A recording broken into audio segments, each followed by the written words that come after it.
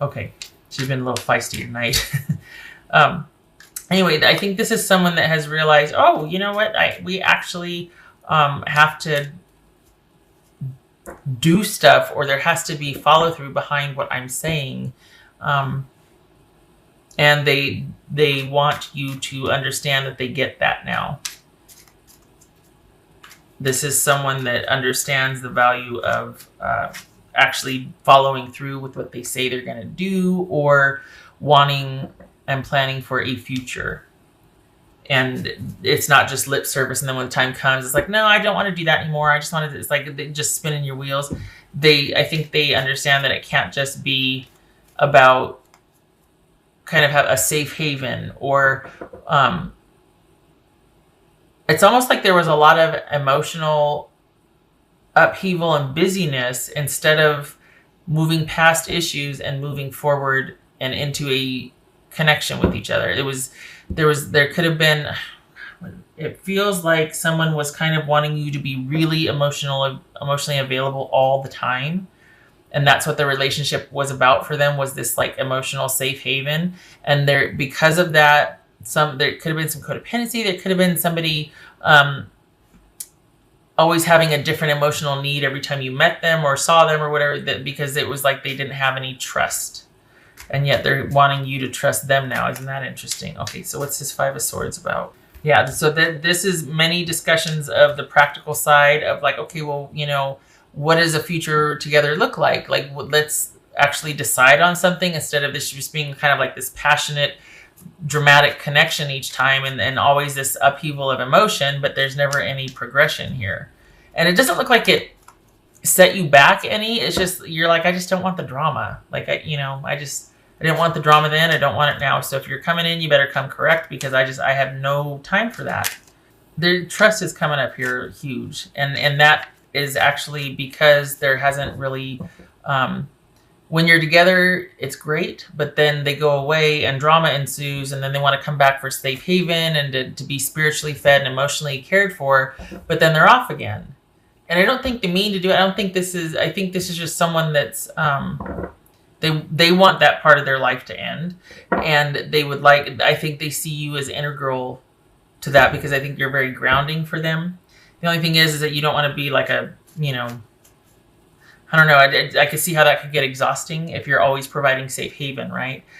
So this is a series of brass tacks talking about, okay, well, what does partnership in 6 months look like? Is it going to be you going off on some mission or issue again and needing to recover emotionally from that, and we have to put everything on hold here to get you back up and running emotionally? Like, what's going on here? So I think this is, let's clear the air here. Let's get all our grievances out. Let's get down to brass tacks and talk about what this partnership's going to look like.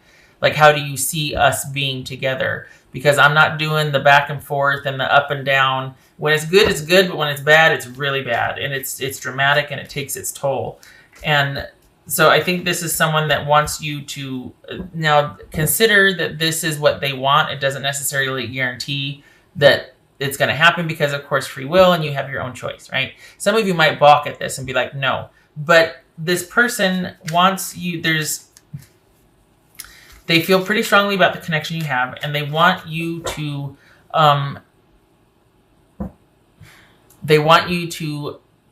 weather the emotional ups and downs with them.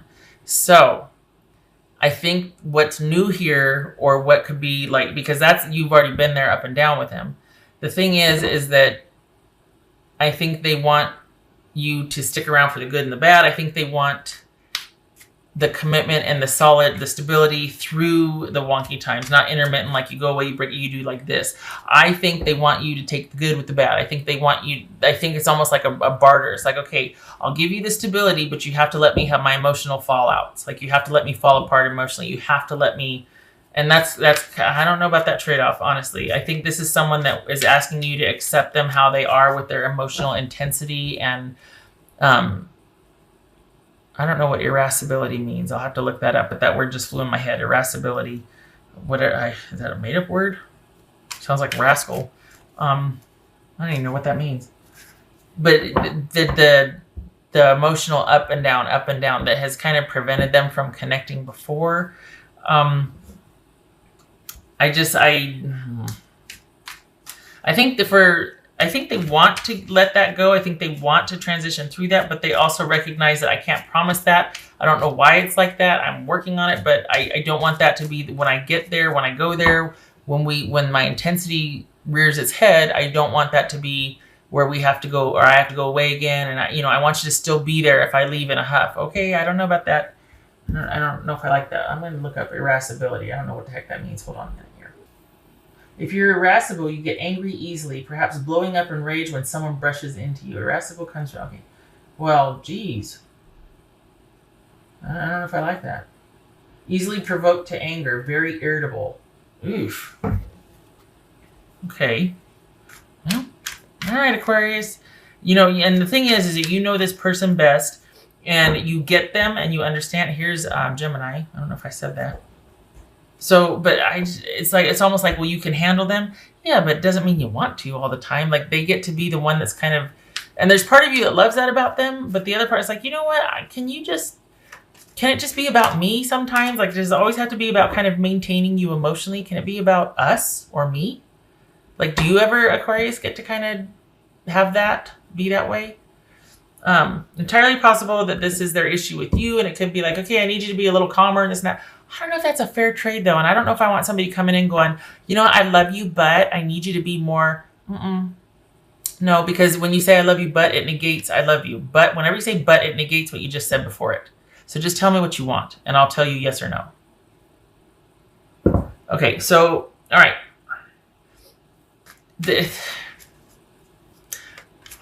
Things have to get hashed out. It's almost like this is someone that's like, you know, we've been through this enough. I know how I am. You know how I am. When it's good, it's really good. But you know I have a propensity to be a certain way, and I need you to withstand that.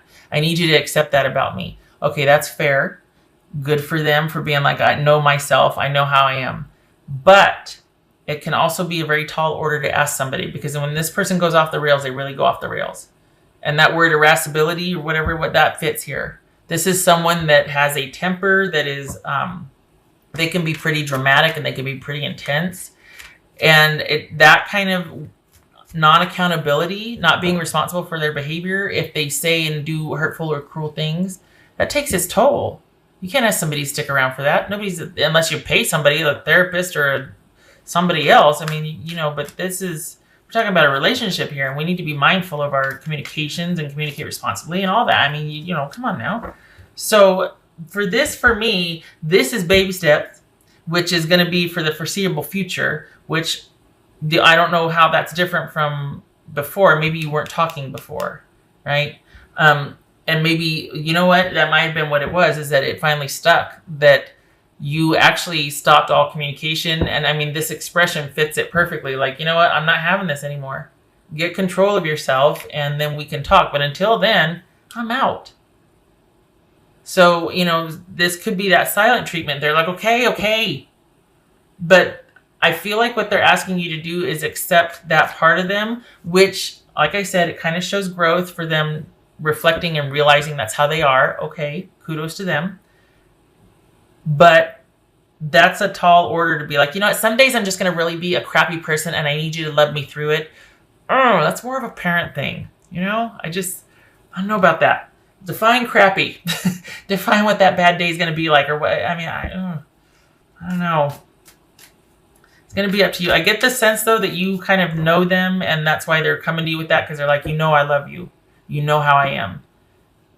Again, that's fair, but I don't know many that would sign up for it. So this is going to, again, this reading presupposes or assumes that this is going to be your choice. Obviously, they want it. It's taking a look at why, and it'll be your choice if you want to sign up for this or not. But this is someone that is finally ready for the good and the bad. Before, it was like when it's really good, but then when things got weird, they'd leave in a huff or whatever. Well, this is someone that wants to stick around through their huffiness, but they want to know that you're not going to reject them or cast them out, or that you've got to be okay with it too. They're tired of trying to be something they're not, or trying to be good, or feeling like I can't mess up. That's what's showing here, is that they want when it gets wonky, when it gets weird, when it gets uncertain, when it gets dramatic and all that, they want, and whatever's going to come from that, they want to know that they still have safe haven with you. Again, not sure how realistic that is, but maybe for your dynamic, that works. I think too, there's the recognition or the realization that, I do need to emotionally care for myself, and I do need to be more mindful of my emotional connection and nurturing that with my Aquarius person. So there's acknowledgement of this, which is awesome, but there's still some work to be done. And it's baby steps, This is like kind of vetting and clearing the air, making some decisions, taking the time to have things progress and see. The only thing that I feel like is different than what you've been doing with this person is they're actually mindful of this because you have kind of shut down on them and not really talked to them for a while. And they're like, okay, now I get it. This is the first time I think that you've actually stayed away or that you've not been available to them. And I think they're kind of feeling the sting of not having you and the stability and not doing the dance with you. So that has brought about some epiphanies and realizations.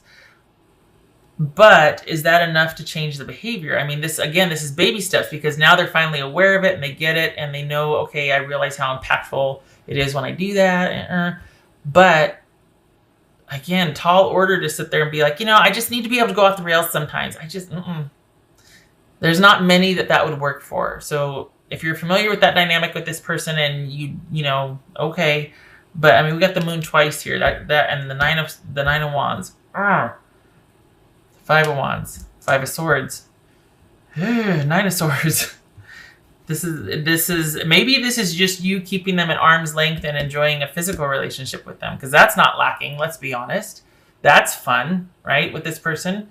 But as far as the stability piece, and maybe you're like, okay, I want to impose a no shenanigans rule. I don't know if that's realistic with this person. And they're asking you to kind of be aware of that, like to just, I can't be something I'm not. I just worry that the whole I'll try, it looks like this Page of Wands instead of the Queen of Cups or the Queen of Pentacles. Instead of a consistent, solid effort with respect for someone else in mind and the partnership in mind and the stability. This also, it could be that someone has an issue with addiction, drugs, alcohol, drinking, indulging too much, and that's taken its toll on the relationship. That could be a part of why they have these behavioral mood swings or why they act unpredictably, or it exacerbates them being cranky or irascible and all that. That word I'm going to forever use now, irascibility. So this could be about them coming back going, look, I'm clean, or I want to make an effort to not be that way, and I know these things affect it. I'm going to take better care of myself. I'm not going to do all those, things that make me kind of weird emotionally. Not going to drink as much. Not going to do it. Could be this someone saying, okay, I get it now. But if you take away the coping mechanism, which is basically, to soothe, or you do whatever to soothe, or there's an addiction in place, that taking that binky away, that blankie away, that security thing that helps us deal with that, that's going to give rise to a lot of stuff bubbling up from the soul, like a lot of self-conscious or subconscious issues that might cause a lot of drama.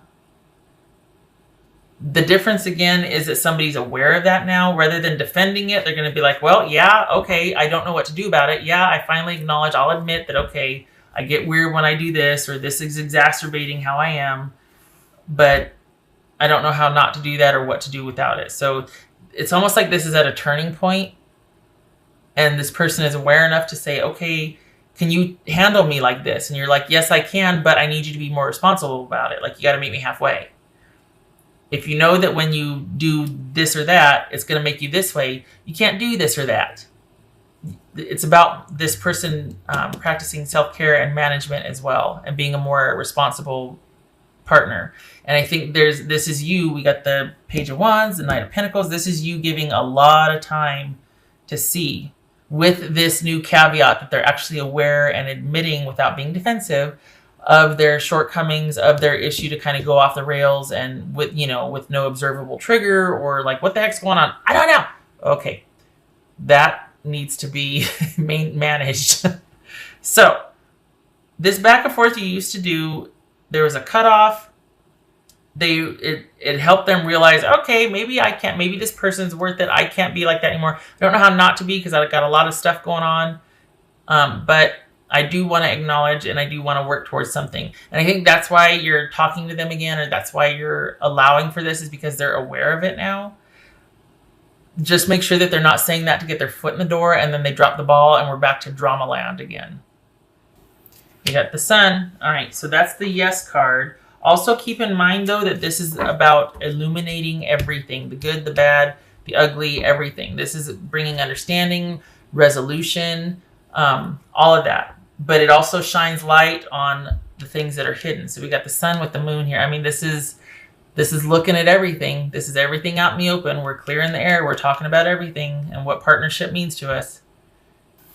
That's what I want to say. This could be someone's escapist behavior. Someone that does things to escape, or they just check out emotionally on the relationship when it gets, they just have had their fill and they just need to check out. And it's like, you don't really know why. They just have this threshold and you're like, we need to look at that. And they're like, but I need you to accept that about me. I can accept it about you, but I need you to look at that also, because that makes you unavailable for me. And then it becomes a ministry, and my back's starting to hurt from the weight of having to carry this.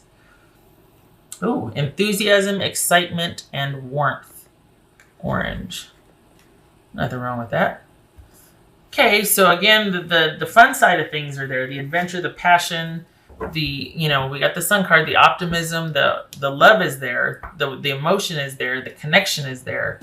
But that's just the one part of it. There needs to be this Ace of Pentacles energy as well, this stability. There needs to be truthful conversation. There needs to be some truth had some realizations and everything out on the table. Everybody in the pool. All right. Ooh, mama. Bound. All right, so that's what this felt like right here. It felt like unhealthy. Something's got them stuck. Something needs to be dealt with. Something keeps bubbling up and causing drama, and it needs to be dealt with. And that's what keeps getting in the way of you. Otherwise, it'd be perfect, wouldn't it? Otherwise, it's great. But when it flares, whatever this is an issue. And that's why I think the Sun showed up. It's like, we need to look at that. And that's why this Five of Swords, the Five of Wands, and this Knight of Pentacles, this is like, before we're going to take baby steps. We're going to be doing some examination here. This person has reached a turning point.